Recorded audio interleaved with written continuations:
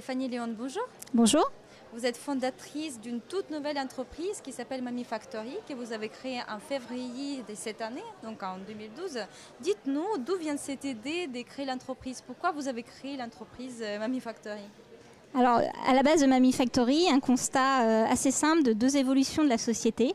D'une part, les retraités qui sont de plus en plus nombreuses et qui vieillissent de mieux en mieux et veulent naturellement rester actives. Et d'autre part, des mamans qui sont de plus en plus pressées, donc qui achètent naturellement plus sur Internet, et surtout une tendance de consommation de ces dernières années qui sont à la recherche de produits avec de l'authenticité, porteuses de sens, comme le biologique, l'éthique, surtout quand il s'agit des enfants. Elles recherchent vraiment des produits porteurs de sens. Elles préfèrent acheter mieux, quitte à acheter moins. Quelle est l'ambition des Mamie Factory?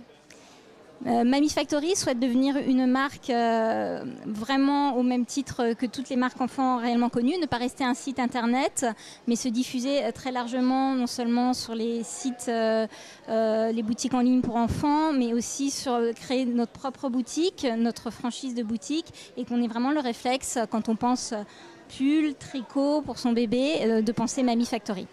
J'imagine que vous utilisez les réseaux sociaux dans votre activité. Tout à fait. Est-ce que vous avez un exemple concret des bénéfices que cela vous apporte? Oui, les réseaux sociaux me permettent de communiquer de façon beaucoup plus légère qu'une newsletter avec les fans.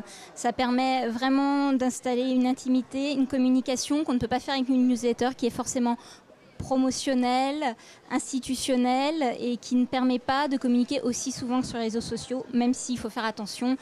Pas plus, moi je dirais pas plus de 2 fois par mois.